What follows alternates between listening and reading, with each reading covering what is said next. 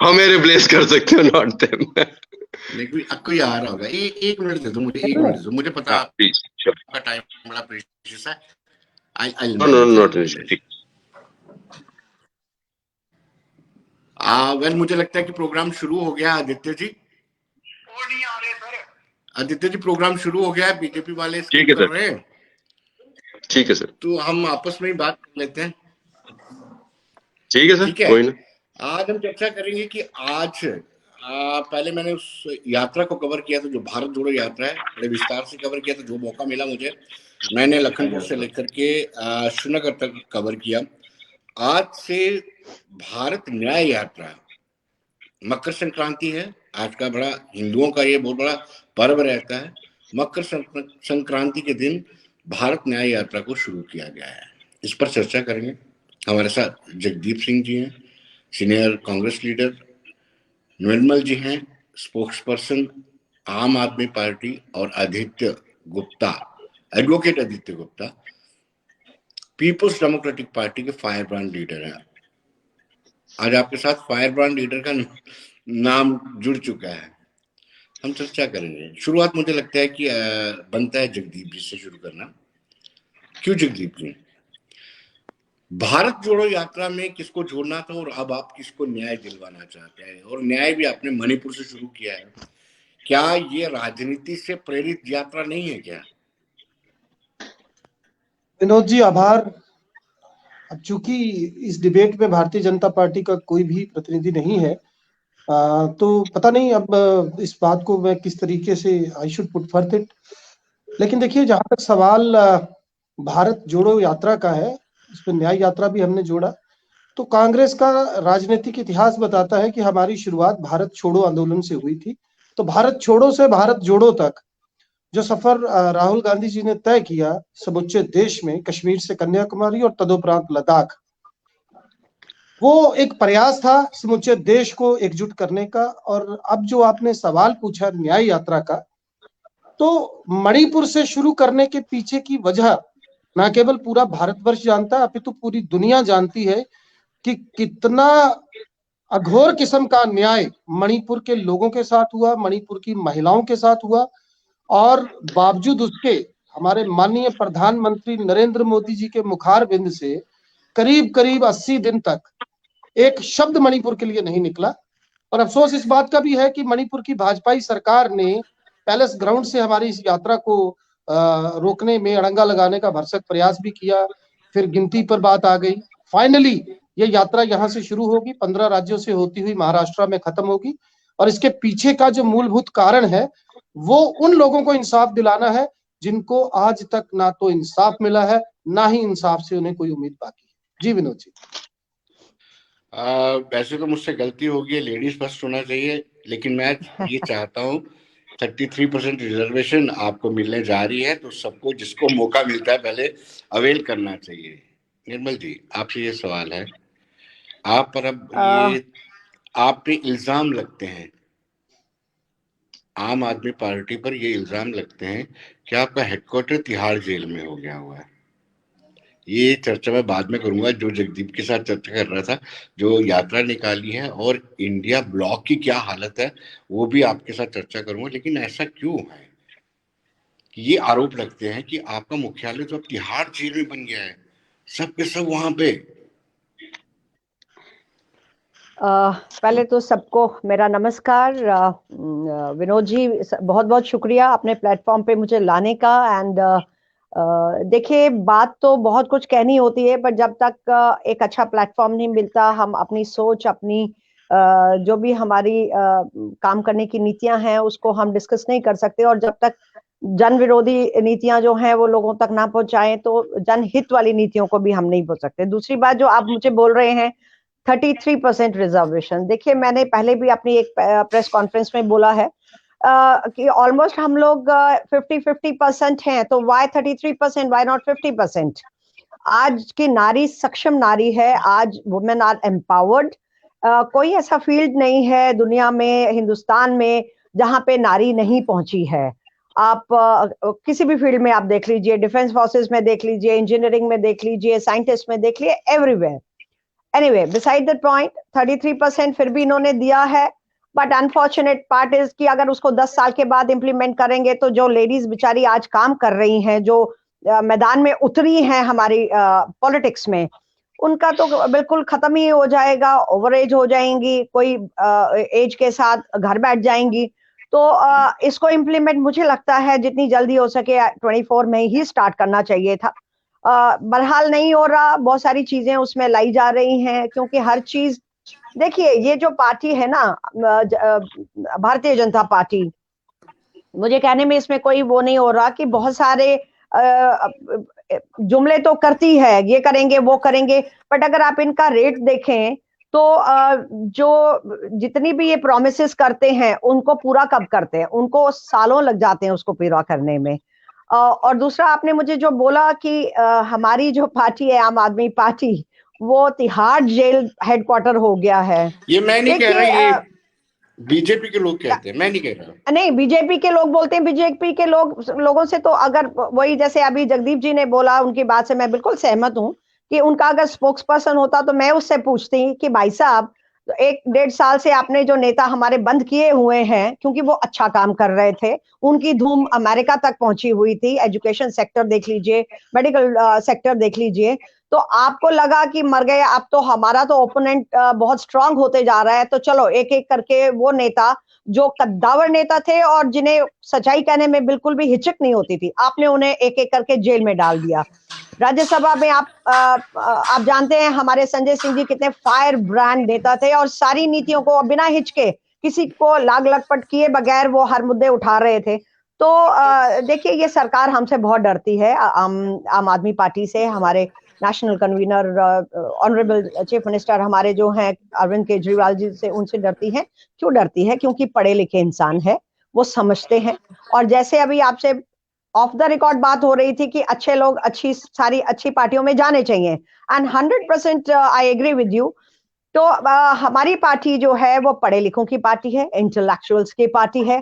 तो जब भी ऐसी कोई पार्टी जो इंटेलेक्चुअल्स की पार्टी है, जो पढ़े लिखों की पार्टी है, वो जनता पार्टी ये सोचती है कि अब हमारे साथ हमारा सामना करने के लिए कोई सामने खड़ा है, तो चलो एक एक करके इनको जेल में डालते जाओ। 1.5 साल में अगर एक भी एविडेंस आप बताइए ईडी क्या प्रोड्यूस कर पाया है? अगर कर पाया होता तो उसे सबके सामने लाना चाहिए था। कोई एविडेंस नहीं है। आपके पास वापस लौटते हैं। आदित्य जी थोड़ा सा गुस्से में देख रहे हैं कि मुझे टाइम ही नहीं मिल रहा है।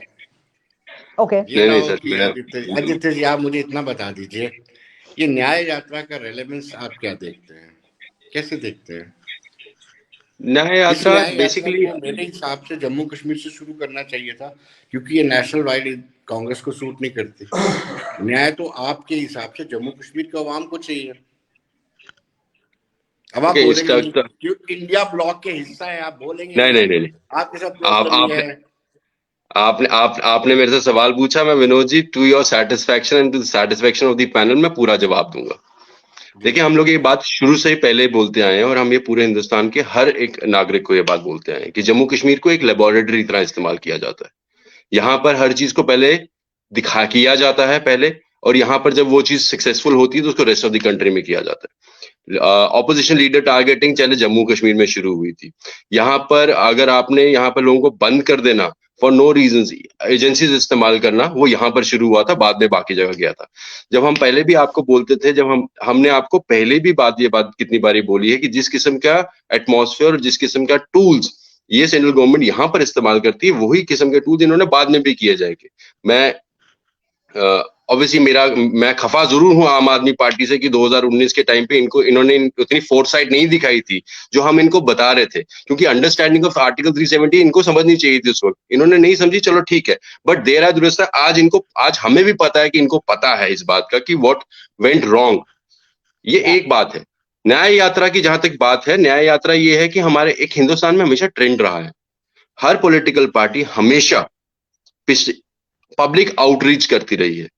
क्या वो भारतीय जनता पार्टी रही, क्या वो कांग्रेस रही है, क्या वो आम आदमी पार्टी रही है, क्या वो पीडीपी रही है, क्या National Conference, all parties, public outreach is the essence of politics. Vinod ji, जिस जगह से मैं देखता हूँ पॉलिटिक्स, मैं आई थिंक सबसे छोटा हूँ पॉलिटिक्स में, बट मेरे को ये दिखता है कि पब्लिक आउटरीच थी ही नहीं पॉलिटिकल पार्टीज में। एक एफर्ट किया जा रहा है by a political leader who wants to reach up to public. वो उनकी बात सुनना चाहता है, उनकी बात समझना चाहता है। It is absolutely fine, it is good for democracy, the growth of the democracy, irrespective कि वो किस पार्टी से आता है। देखिए, आपको अंटिल अनलेस आप लोगों तक पहुंचेंगे नहीं, उनकी बात सुनेंगे नहीं, तो आपको लोगों की बात कैसे पहुंचेगी आप तक? आपके लोगों की बात तो ये, अगर आप फैक्ट देखा जाए, मैं एक एग्जांपल देता हूं। 2014 की जब इलेक्शन हुई थी, वो इलेक्शन लड़ी गई थी अनएम्प्लॉयमेंट और करप्शन के खिलाफ। आज के 10 साल का ट्रेंड, वो अनएम्प्लॉयमेंट और करप्शन घर भूल गई है, क्योंकि आम आदमी के लिए प्रोजेक्शन ये दी गई है कि साहब उनको अनएम्प्लॉयमेंट को, महंगाई को, इन चीजों को छोड़ो, धर्म ऊपर है, धर्म की सियासत करते हैं, आप उन चीजों के बारे में मत सोचो। अगर उस किस्म की माइंडसेट के साथ देश चल रहा है, तो उस देश को जागरूक करने के लिए, क्योंकि ये जागरूकता तो पहुंचानी है ना लोगों को। India block is an understanding of different political parties, because हम सब political parties ये समझते हैं कि हिंदुस्तान की जनता के साथ नाइंसाफी हो रही है। ये वो देश नहीं है जिसके लिए गांधी ने जान दी थी। ये वो देश को उस ट्रेंड पे लेके जा रहा है जिसके माइंडसेट गॉड से रन करता था। ये वो माइंडसेट पे जा रहा है, ये पार्टी उसको उस लेवल पे लेके जा रही है। आप खुद सोचे, जिस देश के अंदर इस वक्त, जिसके अंदर अनएम्प्लॉयमेंट रेट इतना बढ़ गया हुआ है, जहां पर इस इलेक्शन का मुद्दा अनएम्प्लॉयमेंट होनी चाहिए, महंगाई होनी चाहिए। आप खुद सोचे, सिलेंडर तो मिल गया सबको, सिलेंडर भरने का पैसा नहीं है लोगों के पास, तो वो वापस चूल्हे पे चले गए। जब उस किस्म के वो हालात आगे हुए हैं, उस वक्त आदित्य जी, आपको रोकने का मुझे राइट है, थोड़ा सा रोको सर, आप ही के पास रही। जगदीप जी के पास जाऊंगा, लेकिन पहले आपको बता दूंगा, कोई भी इलेक्शन जो है ना, बेरोजगारी, रोजगारी या फिर इन्फ्लेशन रेट पे नहीं लड़े जाते हैं। आप भी ड्यूल करेंसी पे, सेल्फ रूल पे इलेक्शन लड़ते रहे हैं, और भारतीय जनता पार्टी इसमें आपसे ज्यादा माहिर है। आप तो किसी हद तक पहुंचे, ड्यूल करेंसी तक पहुंचे, आपने सेल्फ रूल की बात की, लेकिन भारतीय जनता पार्टी आपसे ज्यादा काबिल है। पहले मैं जगदीप से जानना चाहूंगा, जगदीप जी, आपने इंडिया ब्लॉक बनाया, आप सबसे बड़ी पार्टी है इंडिया ब्लॉक में, लेकिन उसके बावजूद भी आपकी सुनवाई नहीं हो रही है। आपने खड़गे जी को चीफ बनाया, कन्वीनर के रूप में नीतीश कुमार आपसे नाराज है। मिलिंद तावड़े आपको छोड़ के चले गए हैं, जो 55 साल पुराना रिश्ता था। ये ना हो, आप न्याय यात्रा निकालते रहे, और जिनको न्याय ना मिले आपको सल्यूट करके खिसकते चले। विनोद जी, जहां तक मुझे समझ में है, या मैं समझ पा रहा हूं, मुझे लगता नहीं कि कहीं पर कोई दिक्कत इंडिया गठबंधन में है। लेकिन ये जो चरण चुंबक मीडिया है, जिसे हम गोदी मीडिया के नाम से बेहतर जानते हैं, जिस तरीके से प्रोजेक्शन देता है, वही कहीं ना कहीं बाद में ना एक मानसिक सेटअप बन जाता है आमजन के बीच भी कुछ हद तक। जगदीप जी, आप भी बड़े कर्मठ मीडिया कर्मी रहे हैं, आपके बारे में अच्छा जानता हूं मैं, आपका मीडिया में बड़ा रोल रहा है जी। तो सारी एक जैसे, पांचों उंगलियां जैसी नहीं होती हैं, आप हाथ पे इल्जाम नहीं लगा सकते हैं। Let me tell you very clearly. I said Charan Chumbak and Godi media. I hadn't asked the media, which is doing its duty with the great dignity and honor. And the point is it, while discussing the role and credit of media, it doesn't need preamble at all. तो मेरा ये कहना है कि जहां तक गठबंधन को लेकर जो खबरें हम देख रहे हैं मेन स्ट्रीम मीडिया में, मैं मेन स्ट्रीम मीडिया की बात कर रहा हूँ, आपको तो अच्छी वहां पर जगदीप जी, आपको 1 मिनट के लिए रोकूंगा। भाजपा से हमारे साथ प्रमोद कपाही जी जुड़ चुके हैं। आपका कोरम जो कंप्लीट हो गया है, आपकी जो शिकायत थी वो शिकायत भी दूर हो गई है। अब आप कपाही साहब से भी कुछ सवाल पूछ सकते हैं, निर्मल जी आप भी कपाही साहब से, आदित्य जी चलिए। आप भी विनोद जी, साहब से पूछ सकते हैं। जी अच्छा लगा, विनोद जी जी अच्छा लगा, भारतीय जनता पार्टी से प्रवक्ता हैं। तो जो सवाल आपने पूछा था, मैं मुद्दे पे आता हूं, बजाय इसके कि हम डिस्कशन में जब बात होगी, भारतीय जनता पार्टी के प्रवक्ता बैठे हैं, तो आपका सवाल था कि आपकी पार्टी के तमाम बड़े नेता जिनको न्योता मिला वो गए क्यों नहीं।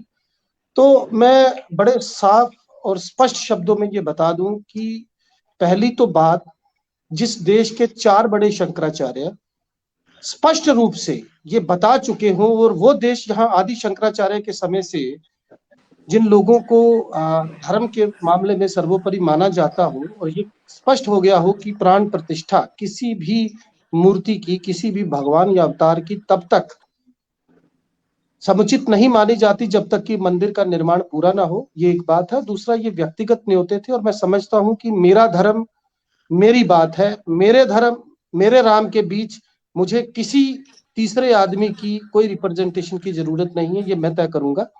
और इस देश की इतनी बड़ी जनता के आस्था और श्रद्धा को ध्यान में रखते हुए उन न्योतों को ठुकराया गया। जी विनोद जी। कपाई साहब हमारे से जुड़ चुके हैं। मैं चाहता हूं कि एक एक सवाल मैं नहीं पूछूंगा, पहले आदित्य जी पूछेंगे और फिर निर्मल जी पूछेंगे कपाई साहब से। आदित्य, आपका पहला सवाल क्या रहेगा कपाई साहब से? जब ये तो जम्मू से आते हैं तो जम्मू का सवाल पूछूंगा मैं तो। मेरा तो शुरू से एक ही सवाल, मेरा तो जम्मू, मेरा विनोद जी, मैं जम्मू के बाहर नहीं जब तक, क्योंकि 25 तो इनके हैं ना, तो सवाल इनसे 25 के बारे पे इस पे पूछूंगा मैं। मेरा बीजेपी से ओवरऑल एक ही सवाल है। जब 25 एमएलए आपने जम्मू से लिए, जम्मू के जीते, तो जम्मू की हालत आपके पावर में आने से पहले से ज्यादा बदतर क्यों हो गई है? आप जब मैं देता हूं, मैं एग्जाम्पल दो ही सवाल पूछूंगा आपसे। पहला, G20 आपने जम्मू में क्यों नहीं किया? दूसरा, मेरे मंदिरों के शहर को शराब का शहर क्यों बना दिया आपने? चलिए ये कपाई साहब देंगे। कपाई साहब बड़े सीजन पॉलिटिशियंस हैं, सीजन नहीं है, कर्मठ बड़े हैं, बड़े कर्मठ कार्यकर्ता हैं बीजेपी के। जी कपाई साहब। जी नमस्कार, मेरा सबको नमस्कार। एक तो पहला सवाल उन्होंने पूछा है विनोद जी के 25 एमएलए जीते 25 एमएलए, तो जम्मू की हालत कैसी है? मुझे लगता है या तो इनको चश्मा लगाने की जरूरत है, तो जहाँ इनको दिखाई नहीं दे रहा है जो हालत पहले थी आज उससे कितना बदला है जम्मू या कश्मीर, ये शायद इनको हजम नहीं हो रहा। मुझे लगता है अगर ये अच्छी तरह से देखें, जम्मू और कश्मीर चारों तरफ से जो है डेवलपमेंट की राह पर है, लेकिन ये तो बात नहीं है कि जादू की छड़ी नहीं होती कि एक ही रात में छड़ी घुमाएंगे और पूरा नजारा बदल जाएगा। डेवलपमेंट चल रही है, काम हो रहा है। मुझे बताओ कहाँ कमी है? 4 लाइनिंग के काम जहाँ चल रहे हैं, नहीं किया आपने। आप सुनिए, आपने कश्मीर में किया जी। टूरिज्म सर, मेरा सवाल सिर्फ टूरिज्म पे था। आप वो नहीं था, मेरा पॉइंट था कि 25 एमएलए आया था। हाँ, 25 एमएलए जम्मू में आए। सुनिए, आप आराम से सुनिए। सवाल सुन लो, फिर जवाब का क्या फायदा? सवाल ये था, जब 25 एमएलए जम्मू से गए हैं तो जम्मू में G20 के लिए लड़ना चाहिए था। आदित्य जी, आप कश्मीर में क्या दिया? मैं आपसे 2 सवाल किए ना, दोनों का जवाब अलग अलग दूंगा ना। कर रहा हूँ, मैं आपसे रूबरू हो रहा हूँ। आपका हेडरूम कट रहा है, आपका सिर कट रहा है, आप फ्रेम अपना ठीक बना लीजिए, मोबाइल को पूरा सामने रखिए ताकि इनको ये ना लगे आपका हेड कट रहा है, ऊपर से हेड कट रहा है। मोबाइल को थोड़ा ऊपर कीजिए, हाथ से पकड़ के या किसी तरीके से, जैसे मैंने खुद पकड़ा हुआ है हाथ। हाँ, yes yes yes, that's good. ये कह रहे कि G20 वहां पे क्यों करवाया? आदित्य जी किस रिएक्ट की है G20 पर? मैं आदित्य जी सुनिए, G20 अगर जम्मू में होता तो आपका क्वेश्चन होना था G20 कश्मीर में क्यों नहीं हुआ? क्योंकि कश्मीर में मिलिटेंसी, मैं जम्मू रहता हूँ। सर क्या बात कर रहे हैं? आपने दगा किया जम्मू से, आदित्य गुप्ता ने नहीं किया। दगा आपने किया जम्मू से, मैंने नहीं किया है। मैं तो आज भी खड़ा हूँ सर, जिस दिन होना था उस दिन मैंने लिखा। सुनने की क्षमता रखिए, इसका मतलब आप सुनना नहीं चाहते, सिर्फ बहस करना चाहते हैं। मैं बात कर रहा हूँ, आप मेरी बात काट रहे हैं। मैंने आपकी बात काटी नहीं है, मैंने आप पूरी बात सुनी आपकी, लेकिन आप सुनना नहीं चाहते। मुझे लगता है विनोद जी इनको फायदा कोई नहीं है, सुनना नहीं चाहते हैं। मुझे लगता है इनको आपस में करने तो मुझे जरूरत नहीं है जुड़ने की इनके साथ। विनोद जी मोडस ऑपरेंडी मैंने आपके पिछले शो पे बताया हुआ है। दम ही नहीं है किसी की बात सुने, उन लोगों से बात भी क्या करनी है? चलो प्रमोद जी, ये आपका इंतजार कर रहे थे, इन्होंने एक सवाल पूछना है, जवाब नहीं ले लिया मेरे से। एक सवाल पूछना है, आपको पूरा मौका देना है, आपको बीच में इंटरफेयर नहीं करेंगे, ना इंटरवेन करेंगे। अब मैं निर्मल जी से पूछना चाहूंगा। निर्मल जी आम आदमी पार्टी के प्रवक्ता हैं, प्रमोद कपाई जी, ये भी आपसे सवाल पूछना चाहते हैं क्योंकि आप देरी से जुड़े हैं। जी निर्मल जी। निर्मल जी आपने प्रमोद जी मेरे से पूछना चाहते हैं? नहीं आपने प्रमोद जी से पूछना है। ओके नमस्कार प्रमोद जी, आप सीनियर प्रवक्ता हैं, आप बीजेपी के। मेरे से मेरे तो बहुत ही स्पष्ट सवाल, जो सबसे पहला सवाल मैं आपसे पूछना चाहती हूँ विद ड्यू रिस्पेक्ट। देखिए पीछे काफी महीनों से चल रहा था, जितना भी एनक्रोचमेंट ड्राइव चल रहा था जम्मू में, इंक्रोचमेंट ड्राइव में बहुत सारे ऐसे भी लोग बेचारे मारे गए जो जिनकी जगहें थी, चाहे वो 2 मरले थी, 4 मरले थी, 3 मरले थी। आप छोटे छोटे क्यों ऐसा होता है कि एडमिनिस्ट्रेशन जो है which is governed by the central government here, उसको निर्मल जी उसको डेफर कर दिया, उस ड्राइव को फिलहाल डेफर कर दिया गया है, उसमें कोई रेलेवेंस इस वक्त नहीं है। कुछ और मेरा कहने के मतलब है कि इनके बहुत बड़े बड़े नेता थे जो दूसरी पार्टियों में थे, एनसी में थे, सब में थे, और क्योंकि इलीगल काफी उनका कारोबार चल रहे हैं, और जब वो भारतीय जनता पार्टी में आए हैं तो उसके बाद उनका नाम तक नहीं लिया गया। तो ऐसा क्यों हो रहा है? कौन सी ऐसी आपने मशीन भारतीय जनता पार्टी ने रखी हुई है कि जितने भी करप्ट नेता बाकी पार्टियों के हैं, जब वो ज्वाइन करते हैं आपको तो वो बिल्कुल पाक साफ हो जाते हैं, बिल्कुल कोई प्रॉब्लम नहीं होती। निर्मल जी, कपाई साहब, आपसे 2 सवाल पूछूंगा। पहले जगदीप जी से एक सवाल पूछूंगा। जगदीप जी, आपको न्योता आता है प्राण प्रतिष्ठान का 22 जनवरी को, आराध्य हमारे राम जी, ठीक है। आपको इतना भी पता होना चाहिए कि स्वर्गीय राजीव गांधी ने रामलला जी का द्वार खोला था, ताले खुलवाए थे जी। आप इनकार करते हैं तो आपको बुरा नहीं लगता है कि आप किसी एक विशेष समुदाय को अपील करने के लिए ऐसा करते हैं? विनोद जी उत्तर दूं? हाँ जी। अगर कपाही साहब से मैंने सवाल पूछ लिया तो मुश्किल हो जाएगी। चलिए पहले मैं आपके सवाल का उत्तर दे देता हूं।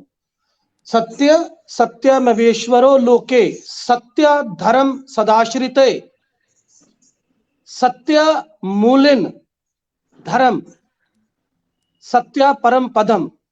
ये मैं महर्षि वाल्मीकि जी का श्लोक मैंने रामचरितमानस से पढ़ा, जिसका अर्थ भावार्थ ये है कि सत्य ही संसार है, सत्य ही धर्म है, सत्य ही भव और विभूति में है।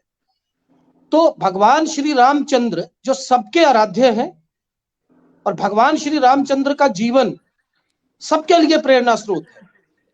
मैंने पहले भी कहा, मैं फिर से कह दूं कि मेरे आराध्य और मेरे बीच किसी सियासी तंजीम का कोई अख्तियार मैं नहीं समझता। और अगर ये एक राजनीतिक कार्यक्रम है, अगर धार्मिक अनुष्ठान नहीं, धार्मिक कार्यक्रम नहीं, तो भारतीय जनता पार्टी ये बताए कि इतनी देर से इसका जो सियासी मफाद उठाने की कोशिश धर्म के नाम पर की गई, वो क्यों की गई। रही बात, आपने दोनों साथियों ने प्रमोद जी से एक सवाल पूछा, मैं समय मुझे लग रहा कम है, मैं 1 मिनट में अपना सवाल प्रमोद जी से पूछ ही लेता हूं। प्रमोद जी, जब आखिरी गवर्नर सत्यपाल मलिक साहब यहाँ थे और उन्होंने जम्मू कश्मीर की विधानसभा को भंग किया, तदोपरांत आर्टिकल 356 के तहत प्रेसिडेंट रूल लागू हुआ। मेरा आपसे सवाल यह है कि जम्मू कश्मीर का कानून इन दोनों चीजों की इजाजत नहीं देता। राज्यपाल के पास ये अधिकार ही नहीं होता कि वो विधानसभा को, जम्मू कश्मीर के अंदर खासतौर से बोल रहा हूं, जो संविधान हमारा था जम्मू कश्मीर का, कि वो विधानसभा को भंग करे या आर्टिकल 356 जो है भंग हुई विधानसभा के दौरान लगे। तो ये 2 बड़ी जातियां जो आपने जम्मू कश्मीर के साथ की, यहाँ एडवोकेट साहब भी बैठे हैं, इसके ऊपर आपका क्या कहना है, ये भी जरा बता दीजिएगा। Thank you. राज्यपाल को हक है नहीं है, लेकिन राष्ट्रपति के पास हक तो है ना। सवाल आपसे पूछूंगा। बिल्कुल नहीं। आज हमने राजनाथ सिंह जी का स्टेटमेंट पढ़ा है कि जो प्रभु राम को काल्पनिक बोलते थे, आज इतिहास में हाशिए पर खड़े हैं। जवाब में नो विनोद जी, इसका 1 minute. Vinod ji,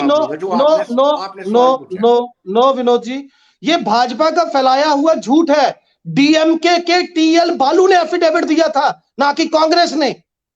this is what the reality is, and these people are trying to disguise the public. ये सब जितने भी बैठे हैं, उनकी सोच खत्म हो चुकी है। अब इनको लग रहा है कि इनके पैरों के नीचे से जमीन खिसक गई है, और इनको भी पता राजनीति में इनका कोई रहा नहीं सिस्टम, और ये आज इधर उधर की खांक रहे हैं।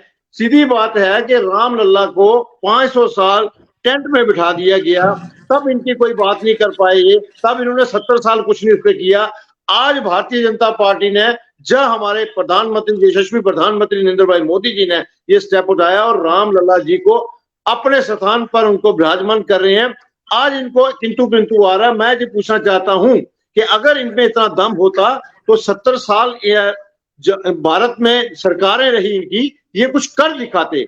अगर ये नहीं कर, और भारतीय जनता पार्टी का एजेंडा था ये कि रामलला जी को उनके स्थान अयोध्या पे विराजमान किया जाएगा, और अगर वो कर दिया गया है, इनको उनका सहयोग देना चाहिए था पूरे देश भर का, लेकिन नहीं, इन्होंने क्वेश्चन किंतु किंतु करके अपने ही पैरों तले जमीन को खिसकाकर अपने ही पैरों पर कुल्हाड़ी मारी है। न किसी का कुछ नहीं बिगाड़ा, जनता देख रही है, समाज देख रहा है कि ये लोग क्या कर रहे हैं, किस राजनीति का काम कर रहे हैं। इनको कुछ चंद वोटों के लिए पूरे समाज 140 करोड़ लोगों का ध्यान नहीं है, इनको कुछ वोटों के लिए अपनी राजनीति चमकाने के, उनको लगता है कि हमारे जो 20, 30, 40 सीटें हैं कहीं वो ना खिसक जाएं, उनको बचाने के चक्कर में ही इन लोगों ने ये राजनीति कर रहे हैं। इनके पास कुछ नहीं है, इनको बोलो आराम से बैठ जाओ, आपने जो पीछे घमसान युद्ध किया है वो खत्म हो गया, उसका टाइम खत्म हो गया।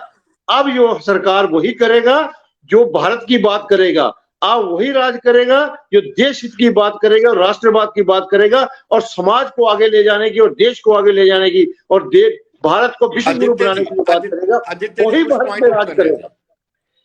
जी सर, पॉइंट आउट कर रहे थे। जी आदित्य सर देखें, ये द वेरी आर्ग्यूमेंट ये जो होता है ना कि 70 साल सरकारें रही, उन्होंने कुछ किया नहीं। मैं अपने दोस्त को एक चीज बड़ी साफ साफ बताना चाहता हूँ, कुछ किया अरे यार साहब सुन तो लो, अच्छा साहब सुन लें, चलो मैं सुनाता हूँ आपको क्या किया। बात ये होती है कि जो राम मंदिर वाला जो इशू था वो सर कोर्ट के पास पेंडिंग था, वो प्राइम मिनिस्टर के ऑर्डर से राम मंदिर नहीं बन रहा है, वो सुप्रीम कोर्ट के ऑर्डर से। एक मिनट सर, आप दिक्कत सारी ये है कि प्राइम मिनिस्टर का नाम आते ही 4-4 फुट की छलांग पड़ती है पहले। लेकिन भारतीय जनता पार्टी कौन कर रहा है राजनीति, हुआ कौन कर रहा है राजनीति हुई कि ये फैसला करना चाहिए, इसको खत्म करें। देखो मेरे हिसाब से बढ़िया दिन है, बड़ा दिन है, इसी पर राजनीति आप लोगों ने की 70 साल। अच्छा, प्रमोद कपाई का क्या हक है राम मंदिर के ऊपर जो मेरा नहीं है? विनोद जी आप बता दो, क्या मेरा हक नहीं है राम के ऊपर? क्या प्रमोद कपाई का ज्यादा है?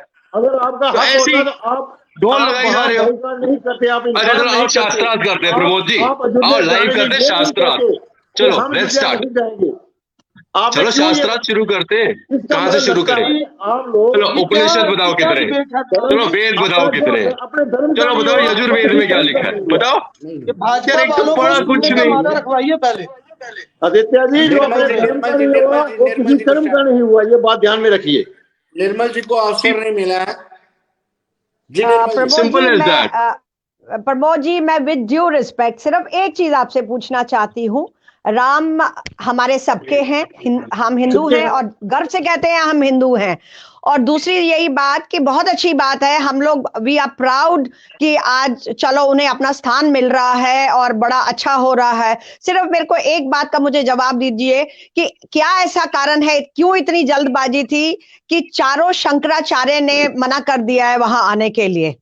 क्या वजह है, क्या वजह है? क्या वो हम सारी पार्टियों के लिए एक मिनट हम सारी पार्टियां, आप सोच रहे हैं पार्टियां जो है राजनीति कर रहे हैं, कोई बात नहीं, लेकिन चारों शंकराचार्य भी क्या राजनीति कर रहे हैं? मैं आपसे ये पूछना चाहती हूँ। चलिए जवाब ले लीजिए, ये लास्ट जवाब है प्रमोद जी, आपने लास्ट। पहली बात तो मैं ये कहूंगा कि रामलला सिर्फ हिंदू के नहीं, सारे समाज के हैं, उसमें हिंदू, मुस्लिम, सिख, ईसाई सबके हैं, क्योंकि कुरान में भी राम जी का नाम आता है और गीता में भी आता है और बाइबल में भी आता है, हर जगह राम जी का नाम आता है। कोई ऐसा मुझे ग्रंथ नहीं मिला जिसमें राम जी का नाम नहीं हो।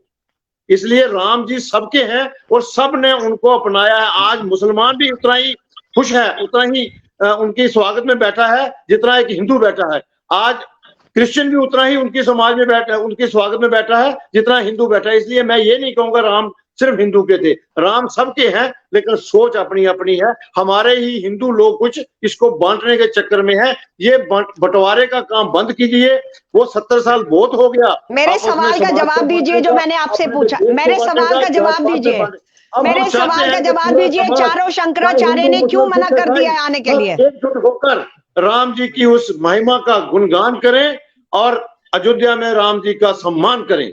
मेरे सवाल का चलिए, जवाब जगदीप नहीं जी, दिया आपने। आधा मिनट, क्यों आधा चारू मिनट शंकराचार्य ने बचा, मना आपको कर दिया आधा है? आधे मिनट में। महाना जी, आधे मिनट महाना में, जी, जगदीप आपके सवाल का जवाब नहीं मिलेगा आपको, क्योंकि इनके पास उत्तर है नहीं। एनी हाउ, अब मुझे मेरे 1 सवाल मिनट का लग रहा जवाब कि यही है कि आप लोगों को सुनिए, हजम नहीं हो रही ये बात कि कपाही राम साहब, आम लोगों की मैं बात ही नहीं कर रही हूँ प्रमोद जी, आम लोगों की बात नहीं हो रही, पार्टियों की बात नहीं हो रही। मैं सिर्फ एक सिंपल, नहीं पहले सिंपल जब मैं कुछ नहीं कर मैं पाऊंगा। कहा जहां मंदिर विनोद में जी, स्थापना है वो मंदिर कंप्लीट है, वहां रामलला जी की मूर्ति भी लगी है, मंदिर भी कंप्लीट तो है, चारों और वहां अर्चना चारों पूजा होकर शंकराचार्य ही क्यों नहीं इनको आ रहे? विराजमान किया जा रहा चारों है। पीठ के शंकराचार्य क्यों नहीं आ रहे? क्यों मना कर दिया उन्होंने? मुझे नहीं समझ लगी आपने कि कहां से नया हाँ, वो तो क्यों इनको नहीं आ पता रहे नहीं। हैं। आप ऐसा कोई आप मीडिया आप देखें ना, उनकी स्टेटमेंट सारी है, आपको कहां से नहीं पता चली? आप देखते नहीं कि क्या क्या मीडिया में क्या आ रहा है? मैंने उनकी स्टेटमेंट आपकी भी प्रॉपर। देखी है, मैंने स्टेटमेंट आपकी भी देखी है। आपके ही नेता लोग जो कहते हैं कि हम वहां बाइकाट करते चलिए, नहीं आप हमारी बात, मैंने आपको पहले कहा हमारी बात छोड़ दीजिए, पॉलिटिकल आप पार्टीज की बात छोड़ दीजिए। आप सिर्फ मुझे बताएं चारों शंकराचार्य क्यों नहीं आ रहे? नहीं नहीं नहीं नहीं, आप देखिए, आप जनता पार्टी के लोगों को आदत है गोल गोल घुमाने की, आप गोल गोल मत घुमाएं। बदनाम किया और I am sorry Pramod ji, आप इधर गोल गोल मत घुमाएं, आप मेरी बात का जवाब दें। मैं आपकी बात का ही जवाब दे रहा हूँ कि 70 साल जो हम लोग आप लोगों ने आप 70 साल छोड़ दीजिए ना, आप 70 साल छोड़